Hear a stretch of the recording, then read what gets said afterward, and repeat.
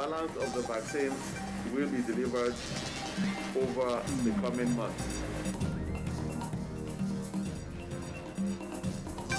Nigerian Center for Disease Control and CDC warns against more outbreak of cholera. We need to educate our people. We need to encourage our state governments to invest in water distribution and really raise this with your support up the agenda. National Drug Law Enforcement Agency NDLEA apprehends a local illegal gun manufacturer and 3 bandits with AK-47 rifles. Definitely, this may not be the only manufactured weapon. We just chanced on this one. After 5 days in captivity, Niger State Commissioner of Information and Strategy regains freedom.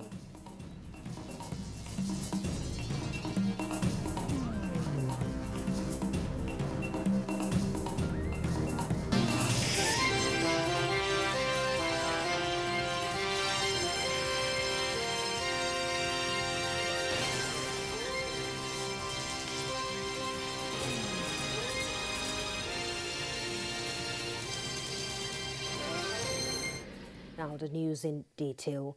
31,425 infections and 816 deaths already recorded across the country. Director General of the Nigerian Center for Disease Control, Chikwe Ihekwazu, is warning all that the cholera outbreak is killing more Nigerians than COVID-19 due to non-adherence to health regulations. The epidemiologist spoke at the weekly executive briefing of the press at the Presidential Villa in Abuja, organized by the Presidential Media Team headed by Femi Adesina, Special Advisor to the President on Media and Publicity. 22 states, he says, are currently experiencing outbreak of cholera, and there is the urgent need for every individual and households to ensure cleanliness and sanitation. For increased investments in wash infrastructure. What do I mean by wash infrastructure? Both among the rich and the poor, we are in trouble.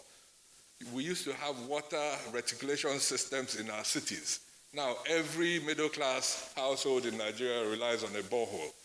Boreholes have intrinsic challenges. The poor rely on water fetched from downstream when someone is defecating upstream into the same stream. So we need to educate our people. We need to encourage our state governments to invest in water distribution and really raise this with your support up the agenda in the press, in the media, among our politicians as we go into the next election cycle in Nigeria. So really, cholera is a massive problem. We have outbreaks in 22 of the 36 plus 1 states in Nigeria have ongoing outbreaks right now. And we need to save those lives as much as we need to save the lives of people with COVID. Dr. Ihekwazu advised the people to avoid open defecation, maintain good and proper hygiene, such as washing hands regularly, coughing into elbow, and regular house and environment cleaning. Nigeria will roll out the second phase of vaccination against COVID-19 on Monday, 26th of this month, with Minister of Health Osage Henry expressing optimism that it will stem the spread of the Delta variant in Nigeria. State House correspondent Jide Ondifadi reports that the optimism is further boosted with the arrival of over 100,000 of the Johnson & Johnson vaccines in Nigeria. Minister of Health Osage Henry leading the Directors General of agencies under the ministry to the weekly executive press briefing at the State House, organized by the Presidential Media Team. They all take turn to brief the press on the role of their agencies in response to the coronavirus pandemic in the country and the outbreak of the Delta variant, which cases of infection are on the increase day after day. They also speak on the second phase of the vaccination scheduled to begin next week. We have to use stringent review of the approved vaccines. Once we approve them, that doesn't mean we're going to just take them when they come. They come with information. We take samples at the airport, cold room, and we analyze in our lab. because we want to be sure that what we read in the dossier actually matches what we are testing. Also expecting the AstraZeneca vaccine. Our plan is that for those who have gotten the first dose of the AstraZeneca vaccine during the first phase, there will be doses available to take their second shots in the next few weeks. Please make sure that you take the AstraZeneca vaccine if that is what you took for the first dose. If you took first dose as AstraZeneca, please take the second dose as AstraZeneca. And if you're going to take Moderna as your first dose, also take it as your second dose. Do not be concerned that you may not get the second dose of the AstraZeneca. Please do not mix and match the vaccines. In the past few weeks, the number of infections have been on the increase on a daily basis. In terms of individuals, it's not news to any of us that many of us have dropped those critical measures that we need to carry out. We see events happening all over the country. We see very few people wearing masks. The consequences will be obvious, unfortunately, unless we go back to some of these restrictions. So it's a moral question. I'm telling the young people that this is not the time. When everybody else is rising to defend their country, you say you are going on strike. Whatever it is, the reason, some of them just, some of them don't look so just, some of them easily can be solved, others are not easily solved. It's not the time to say we are going on strike. We are with you. We are also your professional colleagues. We've been through residency. We know where you stand. It's a national call for us to come up in arms. Let us work together, solve this problem, save lives. 80% of the infections are of the Delta variant, and the ministry says Nigerians must observe the regulations as signed by President Muhammadu Buhari, a measure against the spread of COVID-19 pandemic. In the State House, Jide Onifade, NJ News. Meanwhile, the Executive Director, National Primary Health Care Development Agency, Dr. Faisal Shaib, has confirmed that the newly arrived Johnson & Johnson vaccine is a direct purchase by the federal government through the African Union program. Oluseyi Adiagbo has details of this report. Nigeria, Africa's most populous country, is grappling with the third wave of COVID-19. This is evident in the high number of cases it has been recording at this time. Not quite 2 weeks after the country took delivery of 4,080,000 doses of Moderna COVID-19 vaccine from the United States government, it is once again taking delivery of the first batch of the Johnson & Johnson COVID-19 vaccine out of the expected 29,850,000 doses. This is to allow the country ramp up its vaccination program as efforts to mitigate the third wave of the pandemic intensify. In view of the Johnson & Johnson being a single-dose vaccine, the National Primary Health Care Development Agency boss, Dr. Faisal Shaib, says getting the vaccine to the people at the rural communities is central in its administration plans. This is because these are the people who may find it difficult to leave their homes to the health facility for the second dose after taking a first one. The target is to deliver almost 50 million vaccine before the end of December 2021. Partners in the management of COVID-19 in Nigeria say since equitable access to safe and effective vaccines is critical to ending the coronavirus pandemic, people must avail themselves of the provision to get vaccinated. These vaccines are safe and effective and will be the game changer. Religious leader, a traditional leader or a governor is to encourage all your people to take the vaccines as quickly and as timely as is possible. Nigeria awaits the arrival of more doses of the Oxford AstraZeneca vaccine, Moderna, as well as the Johnson & Johnson as time goes on. In Abuja, Oluseyi Adiagbo, NTA News. And still on health, the Nigerian Center for Disease Control and CDC has announced 753 new cases of COVID-19 in Nigeria within the last 24 hours. The breakdown of the new cases from 14 states indicates that Lagos State tops the daily statistics with 364 new cases. Akwa Ibom recorded 141, Oyo 74, Rivers 46, Abia 38, Ogun 24, Kwara 20, FCT 12, Ekiti 10, Delta 9, Edo 6, Plateau 5, Imo 3, while Bayelsa has 1 case. With this development, Nigeria now has 180,661 total confirmed cases of COVID-19, out of which 166,560 patients were treated and discharged, while the death toll is now 2,200. Away from health, the federal government is fostering partnership and collaboration with state governments for the implementation of the National Water Supply and Sanitation Policy.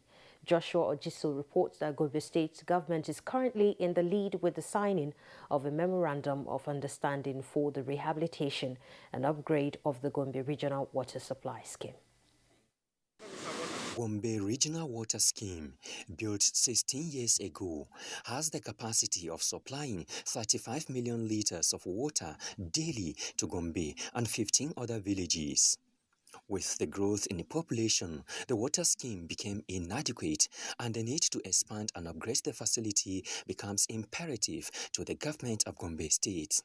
Now, the state government is leveraging on federal government counterpart fund for urban water supply improvement with 30% funding from federal government to provide adequate water supply to the people of Gombe State.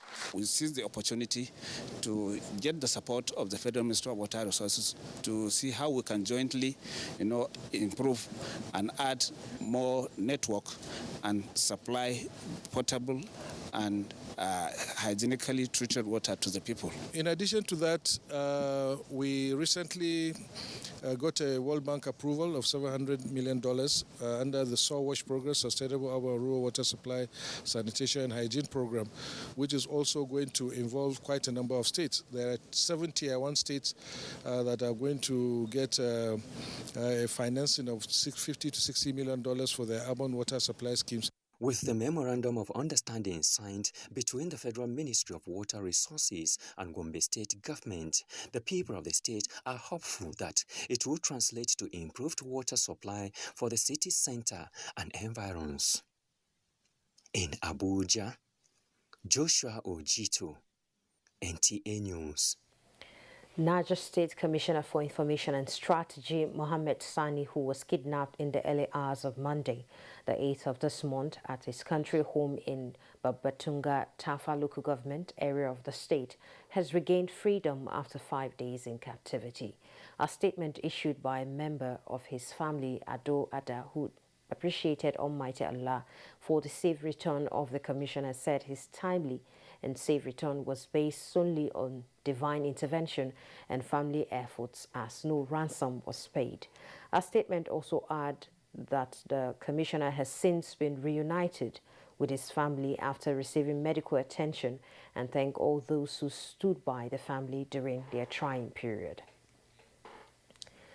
Access Bank is providing grants worth millions of naira to business-oriented members of the National Youth Service Corps across Nigeria's 6 geopolitical zones. Olishe Adiagbo reports that the grant prize winner, James Harmony, won $1 million, while others were honored with consolation cash prizes of more than 2 million naira during the final business pitch at the Abuja orientation camp in Kubwa. It is a business competition tagged as entrepreneurial, organized by Access Bank to encourage and reward serving corps members who desire to become entrepreneurs. After the submissions of business proposals, 10 best corpers were selected to defend their work, and the best 3 were then selected as winners. 22-year-old James Harmony, a graduate of civil engineering from the University of Technology, Owerri, has raising bees for the production of pure honey for a while. But like most startups, finances has been a bottleneck. The opportunity provided by Access Bank PLC changed his story when he emerged overall best and winner of 1 million naira. With 77.6%.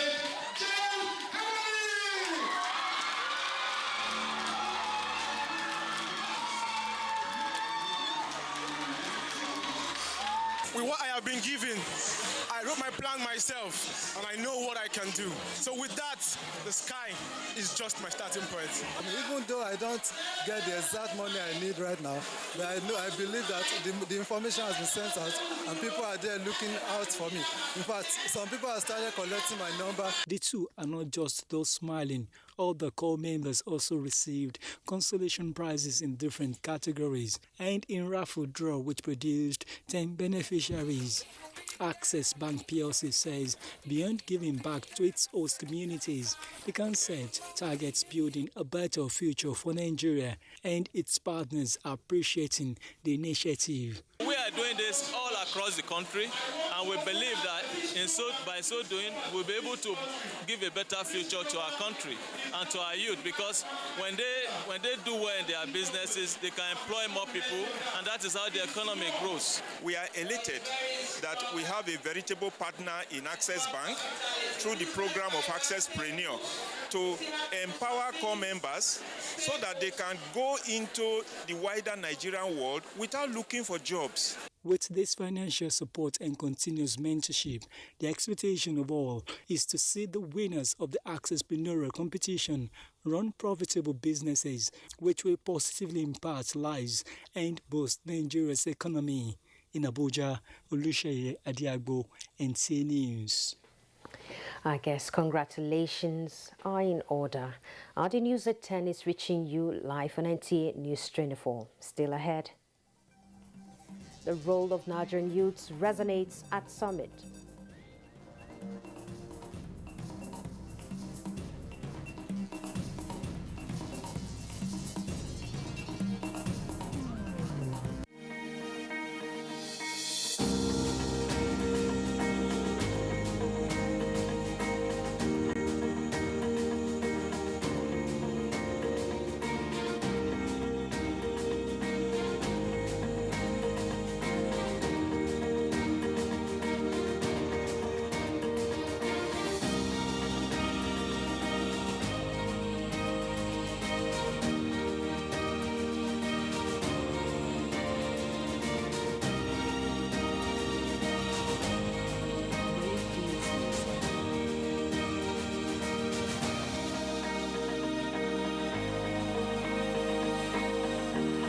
NTA News 24.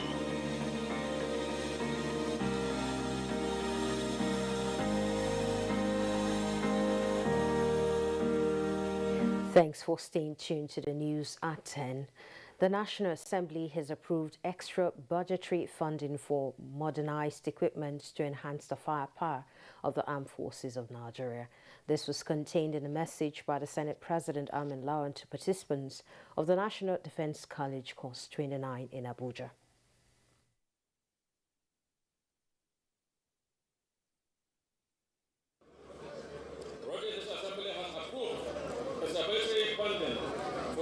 Modernized equipment to enhance firepower, counter-improved explosive devices, intelligence, surveillance, tactical acquisition, reconnaissance, and also communication. Some major advances at the National Defense College in the past year. This includes the upgrade of the Center for Strategic Research and Studies. The college also upgraded the equipment at its medical center to cope with growing demands. The event is part of activities marking the graduation of the participants. Federal government reiterated plans to ensure proper implementation of its economic sustainability plan. Let's join Kunle and DA for details.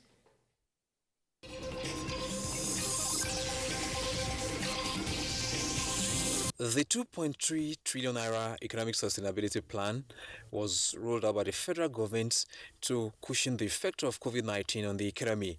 The federal government says it is also targeting small and medium enterprises since it constitutes the larger percentage of the workforce.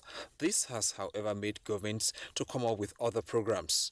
This government has ensured that job creation is infused into every policy initiative, program, and project. This we achieve by focusing on infrastructural development, institutional reforms, and social investments. It is our belief that this will accelerate the development of MSMEs in Nigeria. thus protecting livelihoods and creating new jobs for the population. This administration has done a lot in the development of infrastructure. The managers of the economy say this will complement the federal government's plan to lift 100 million Nigerians out of poverty in the next 10 years. With Business News, I'm Kunle Adeyeye.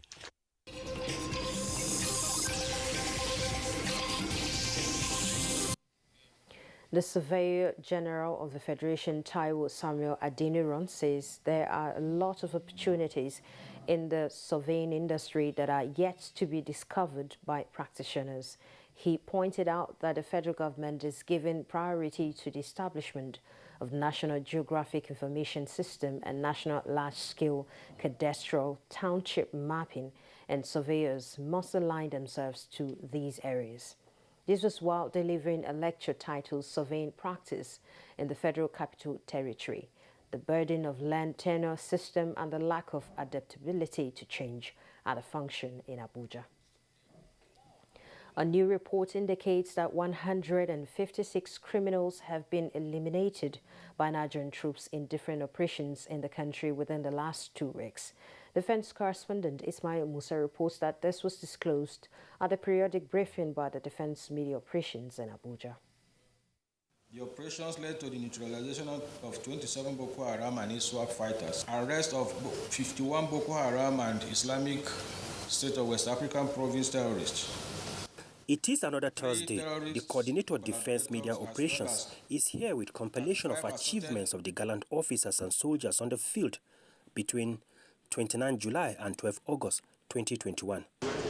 The intensity of joint armed forces operations in different locations compelled some terrorists to surrender. No fewer than 1,000 terrorists and their families, comprising adult females, children, surrendered to own troops at different locations in the northeast. Notable among them are the notorious Boko Haram terrorist bomb expert named Musa Adamu, aka Mala Musa Abuja, and his deputy. Several airstrikes by the air component of Operation Hadarin Daji and its ground troops successfully smoked bandits from their hideouts in parts of Zamfara and Katsina states. The airstrikes resulted in destruction of bandit structures, neutralized no fewer than 123 bandits, and also the destruction of their logistic facilities, and particularly one of their leaders, Halil Utubali.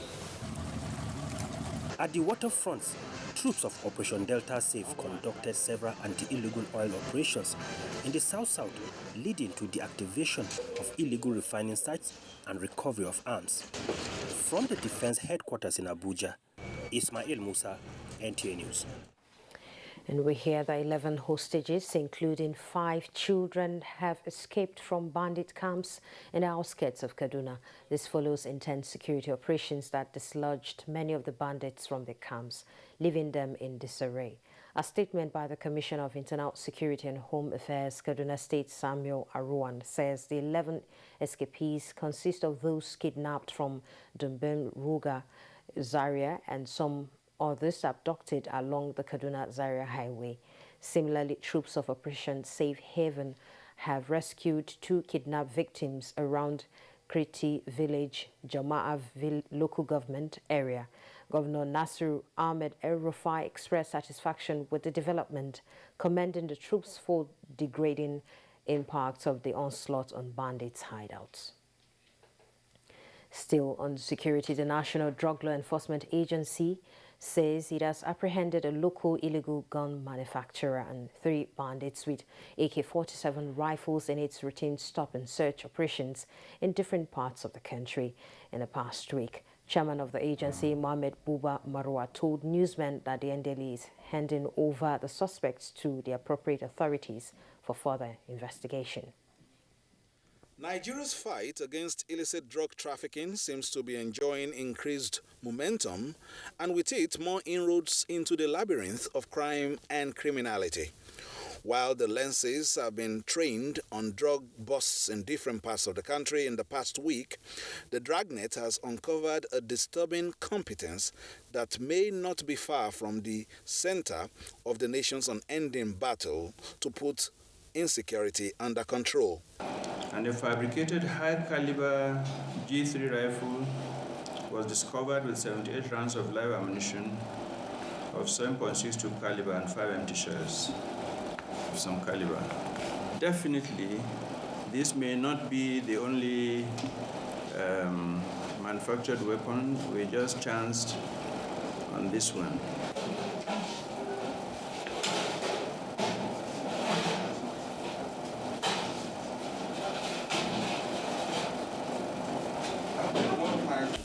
The suspect confidently explains his dexterity in manufacturing high-caliber machine guns, giving some pointers to perhaps what might be an unconsidered value chain in the shadows of outlawry and insecurity. I manufactured it in London North. Since when have you been manufacturing?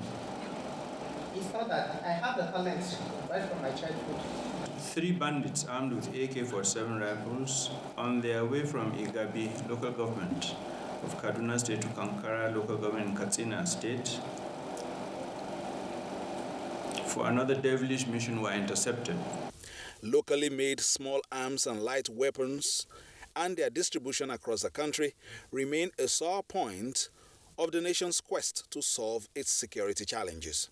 In Abuja, Fisayo Gunfuyi, NTA News. What should be the role of Nigerian youths in building a country of their dreams? This is the focus of the Nigerian Youth Summit held in commemoration of the International Youth Day. Ekene Ndulue reports. It is estimated that youths make up 60% of the Nigerian population. Available data show that out of this figure, 13.9 million youths are unemployed. Experts say the situation is a recipe for insecurity and poverty. Channeling this youth population towards development of the nation is the reason for this gathering. We are calling on Nigerian youth to involve themselves more in agriculture, and we're also asking government to give an enabling ground where Nigerian youth will see agriculture as a viable cause, as a viable business, the way people are going to oil and gas. For us to achieve that dream, we have to de-emphasize our fault lines. What are the fault lines? Ethnicity, religion. The gathering identified gaps in skills and entrepreneurship development in the country, but urged youths to seek self-development. The era where youth should begin to hope and desiring and hope and be waiting for government to provide jobs is over. It is time for the youth to begin to create an initiative to create employment. And we have too many people who graduate from school without employment. So we need to begin to build young people to understand the value of skills. Those who have talent, God-given talent, how can we develop them? Key players in youth development further advised youths to remain patriotic and committed to issues that enhance security and corporate existence of Nigeria. In Abuja, Ekene Ndulue, NTA News. News at 10 is broadcast live on NTA News 24, still up ahead. Heads of finance in the NTA strategize for enhanced use of technology.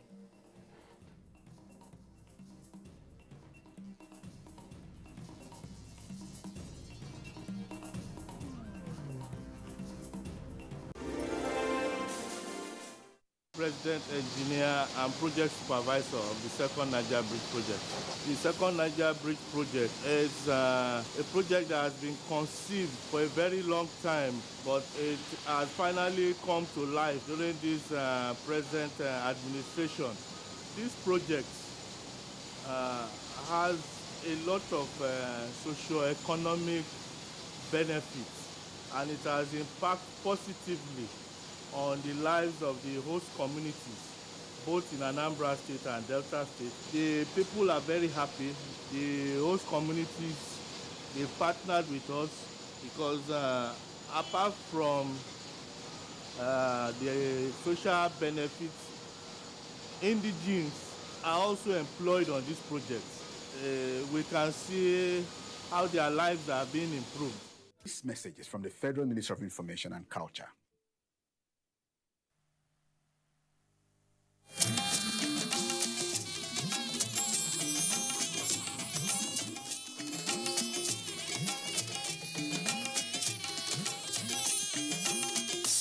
This is the network service of the NTA.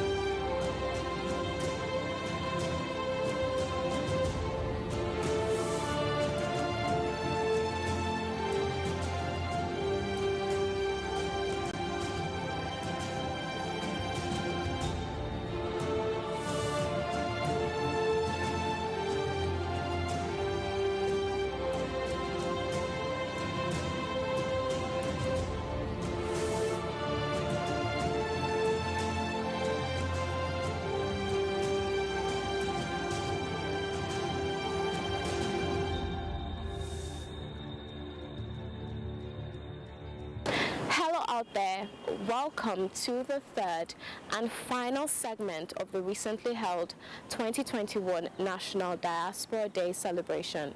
This episode promises to be exciting as I bring you a panel of discussants from the continents, the USA, Europe, Oceania, Asia and the Middle East, as well as Africa.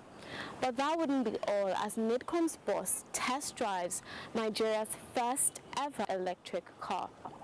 And I will also bring you diaspora role models and home string, a presentation of the second and third generation diaspora. And this episode will be wrapped up with scintillating tunes from Ice Prince to spice up your day.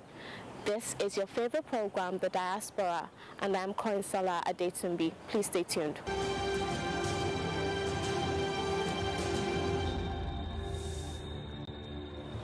Diaspora integration for national peace and development is the thrust of the discourse by the panelists. Please enjoy. Theme discussion: Diaspora integration for national peace and development. I'll go back to you as you are the first to start. Let's take our solutions to it. Education, where we get into mentorship, internship, exchange, and do an annual diaspora return. There are a lot of us who are professionals and have excelled individually in our fields. Bringing back that knowledge is huge, and collaborating with our Nigerian brothers and sisters at home, because this is where it started from. A lot of us are products of great universities and a great educational system, and we need to bring back that opportunity to those at home and collaborate and find ways we can improve the educational opportunities. On the issue of businesses and people investing in Nigeria, again, the security, the violence, the kidnapping, the lack of power, these are things that scare a lot of people away. I mean, we're at $25 billion annually.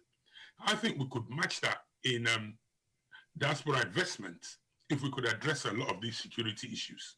NIDCOM, Honorable Abuja Dabiri, I know you're listening. We need to address the matter of security of investment. If we do that, the floodgates will open. At least I can tell you from a UK perspective, Kanuk has got thousands of people who are prepared to invest. What we are doing in Canada, it's basically partnering with Canadian, people, to, support whatever is going on in Nigeria. One of the things that we are doing is we are lobbying the Canadian government, being part of the G7, countries that have committed to donating COVID vaccine to the third world country. And we have just, engaged the Prime Minister's office to make sure that Nigeria becomes priority, during the, when they start, shipping out the COVID. This is one of the things that, the DG for World Trade Center, World Trade Organization brought it, spoke about. And I think, it's important that, we lobby host government, for the betterment of Nigeria. We all send money, to Nigeria to help our family, but these are, small stuff. Yes, it's a $20 billion, commitment from the diaspora, but we can do more, and we all know we can do more. And the only way we can do more is by, engaging our host country for the betterment of our people in Nigeria. Dr. Okunisiri, please, let's hear your take solutions.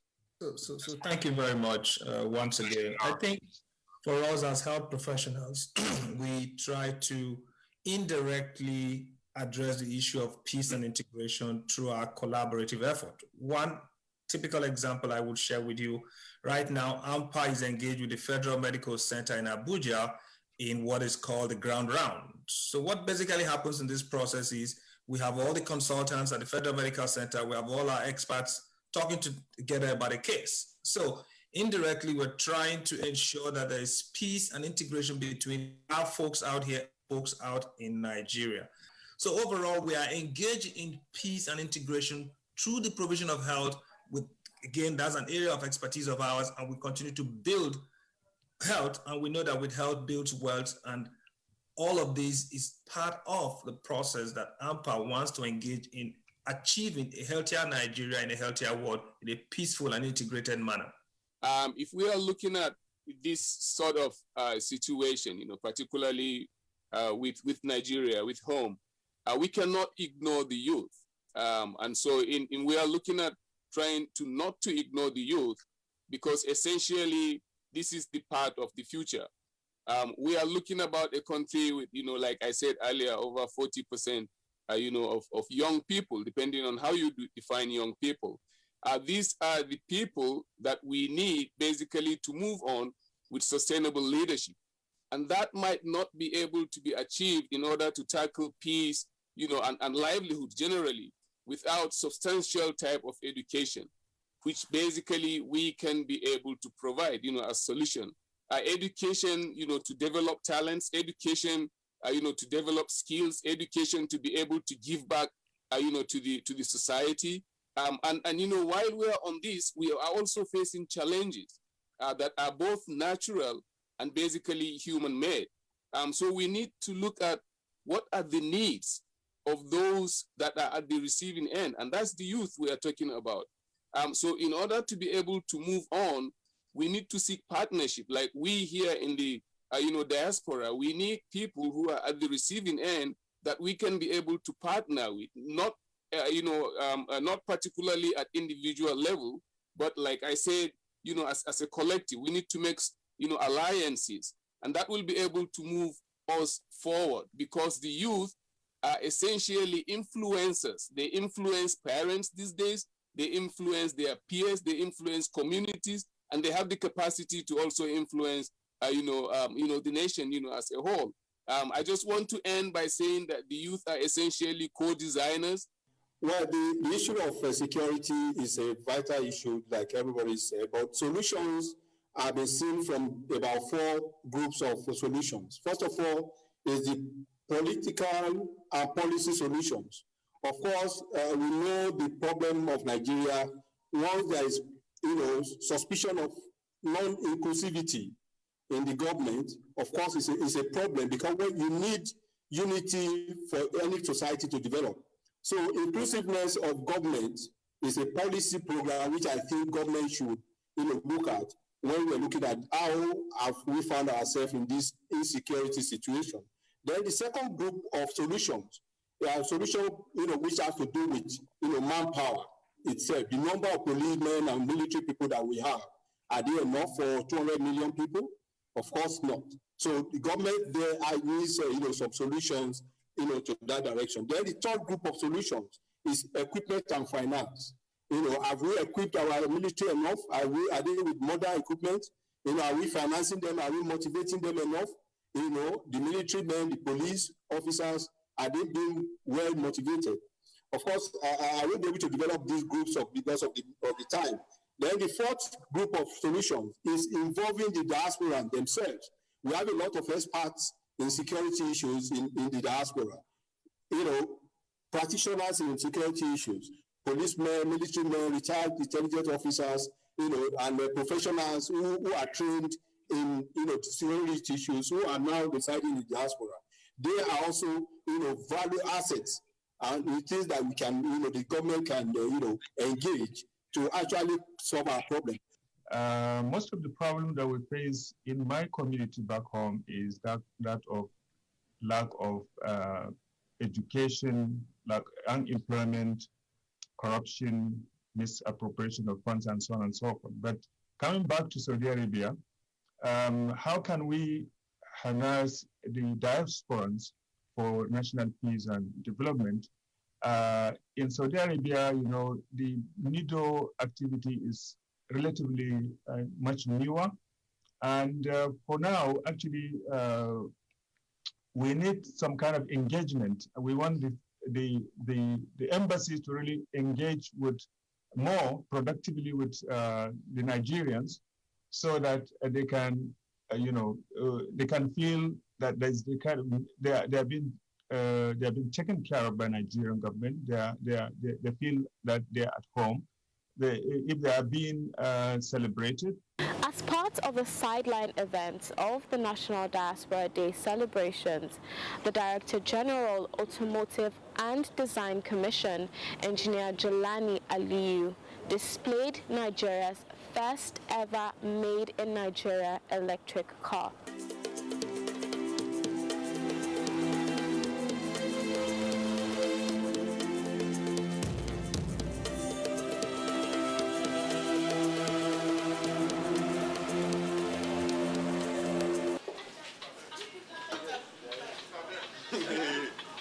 That was nice, you know. So it's a good beginning. What's the operation of First Nigerian assembled and make microphone? Well, part as part of our diaspora day. First Nigerian assembled electric vehicle. Under the leadership of the Nigerian diaspora people, Mr. Jelani Aliyu. So it's a good beginning. I mean, some have said it doesn't go more than certain kilometers. You have to charge for this, a good beginning. At least if everybody supports this, it can grow bigger and better. And we can have our own First Nigerian assembled electric car. Whether I would like it or not, that is the future. But it was a very easy ride, very pleasant, and smooth. So don't you think this is a good commentary on engaging Nigerians in And diaspora for national development? This is an example of engagement of a Nigerian who was abroad, worked for General Motors, designed the Chevy Bolt for General Motors, and has come to design the Nigerian Assembly electric car. So it's quite impressive. So we need to engage more of our Nigerians abroad. You saw them today, amazing feats every part of the world.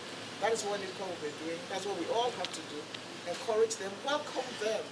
And the idea is to work together for the good and progress of our great country. Thank you very much. It is indeed an honor to be able to be part of this celebration, which showcases and manifests the greatness of Nigerians in Nigeria and around the world, testifying that yes, together we can make a difference, not just to the countries where the diasporans live in, but we can really make a significant difference in Nigeria. I'm very happy to have had the opportunity to live in the US and now to also have the opportunity to be back in Nigeria, to be making my own little contribution towards the progress of Nigeria. I wish to congratulate Honorable IBK for the great and immeasurable work she's doing in making sure that the value of Nigerians in the diaspora is made useful in Nigeria towards the development of this great nation. I congratulate her once again and also congratulate her team at the Commission and all Nigerians in the country and abroad. I'm really happy to be part of this great journey towards making Nigeria one of the best countries in the world. Thank you, Engineer Aliyu, for the initiative. And now on to our diaspora role models, Zuriel Oduwole and Ikena Nweke. When I was honored by Secretary of State John Kerry at the State Department back in January of 2017, I was 14 at the time. And at the end of the meeting, they said something very interesting. And it was that I should try and visit the US Embassy in whatever country it was I was traveling to for my projects, just in case there were any partnership opportunities. So I've had meetings with the US ambassadors or had projects with the US Embassy in places like Jamaica, Malawi, Tanzania, Ethiopia, and others. But guess what began to happen soon afterwards because of Mrs. Abikadabri? I started getting hosted at events supported by the Nigerian embassy in places I traveled to. So countries like Ethiopia, Jamaica, and even in Tokyo, Japan. Why? Well, because as you all know, Naija no de carry last, right? So in 2018, I met with President Felipe Nyusi of Mozambique in Maputo to talk about the need for girls in school to stay in school until at least the age of 18. And I was showing him myself as an example of what an educated girl can do. And he listened carefully.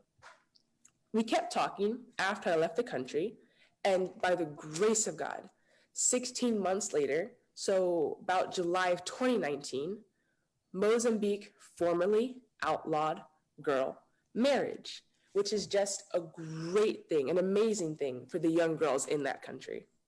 But I do believe that this is actually an opportunity to make a good and measurable difference with the opportunities that we have, so that we can inspire those in our native lands and give hope to those looking for the slightest positive reasons to keep walking and to keep dreaming.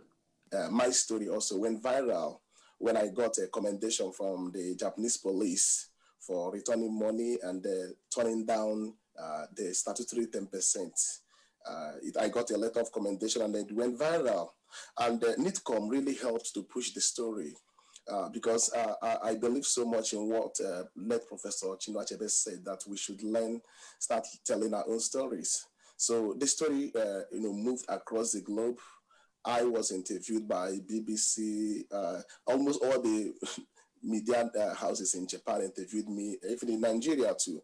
So the story went viral, and the story was used to challenge that narrative at that time. But for me, it was a moment. I was just a normal PhD student trying to do stuff here, but then I became I became the person whose story was used to challenge the country. For me, I wanted to go beyond that point. So I thought about how I can give back to my country, having been put on the spotlight, especially when the president of Nigeria sent his own commendation letter. So I started the Info Club. Info Club stands for Ike Nweke Foundation.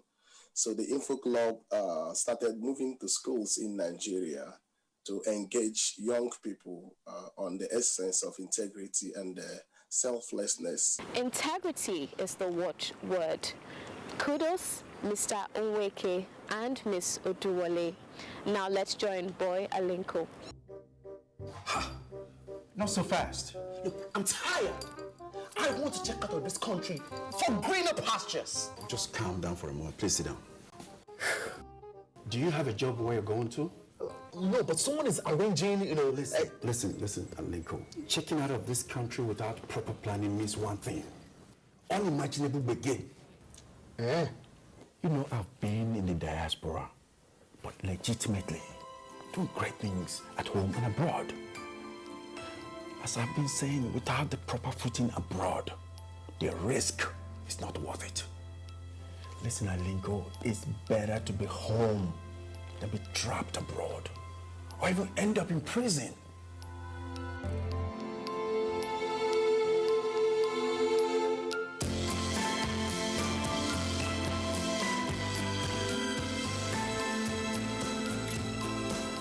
If you must travel, travel legitimately. And now let's enjoy a presentation by Aisha Dankano on the second and third diaspora generation. What I would like to do here today is tell you how NITCOM intends to connect the second and third generation of Nigerians in the diaspora to Nigeria. NITCOM presents the Home Strings program to connect the second and third generation of Nigerians in diaspora back to their roots. The diaspora can come back home to paid internships with possible recruitment offers. An infusion of diverse Nigerian culture, attires, food, live music, and African creatives. The online forum will create a platform for professional diaspora to network, discuss, and engage with one another. The Diaspora Investment Anti-Fraud Scheme will assess the extent of misappropriation of funds and capital placed in one's trust to enable the diaspora to send money back home at low commission rates to even the remotest parts of Nigeria. For any questions or queries, please contact us. As a child of the diaspora, I was so impressed with the fact that Nigeria was able to bring all these people from not just the Nigerian diaspora, but the entire Black diaspora all together for this event in 1977. However, according to some of the research I've done and the conversations I've had with people, not many people know about FESTAC. In fact, when you ask people about FESTAC, they say, oh, that place in Lagos that you just passed by. And so I'm very interested, in making sure the history and legacy of FESTAC is known, and that people connect Nigeria's prominence in arts and culture today to the long-standing legacy and the work they've done with arts and culture in the past. I would like to see Nigeria become a safe environment where everyone, regardless of their background and culture, can prosper socially and economically. And in terms of my contribution towards the development of Nigeria, I'm currently doing a summer internship with the Doing Good Work in Africa organization, a nonprofit that connects college students in the US with African-based organizations doing impactful work on the continent. Nigeria being home for me is very important. I would love for design and the arts in general to continue receiving recognition and support alongside STEM subjects. The tech scene in Nigeria is incredible, and I do hope to be a bigger part of it. There are so many incredible Nigerian designers in the diaspora that are working in tech, and we can all honestly contribute immensely to Nigeria. Connecting to each other and making our mark in the tech space should be a top priority for all of us. We as students want to bridge that connection with our government. We want to know that our government cares. And this commission is really doing a good job of that. We want more of student-sponsored events, student diaspora day events, Nigeria-themed events abroad. Additionally, we want the creation of an ecosystem where the diaspora are incentivized to partner with those domestically on joint ventures, with legal and economic safety nets in place, which include things like government-backed loans and low-interest financing. My message to the stakeholders is to know that it's not too late to turn the brain drain into a brain gain. Thank you to our talented youth. Now, Ice Prince on the dance floor.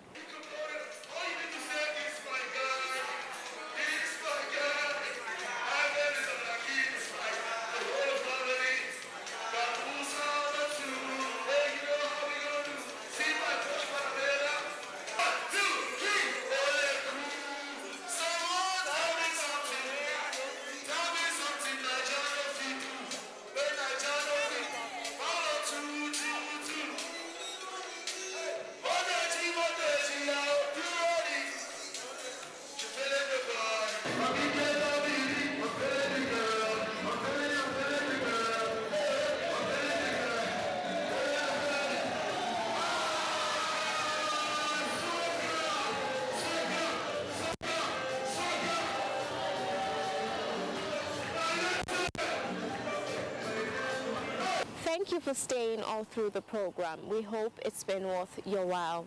And in case you have anything to share with us, please don't hesitate to do so, as we expect feedback on our show.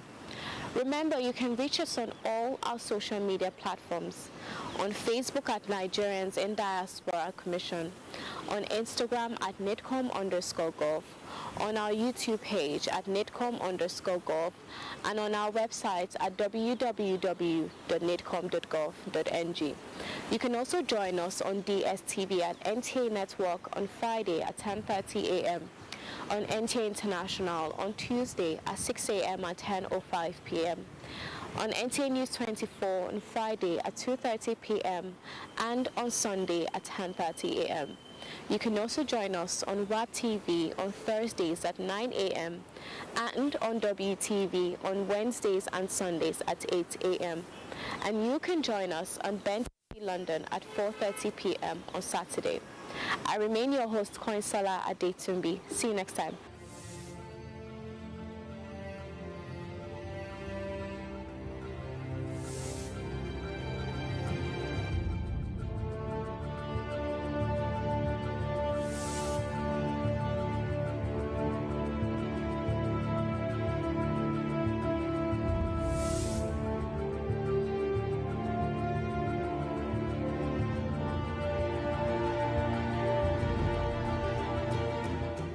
COVID-19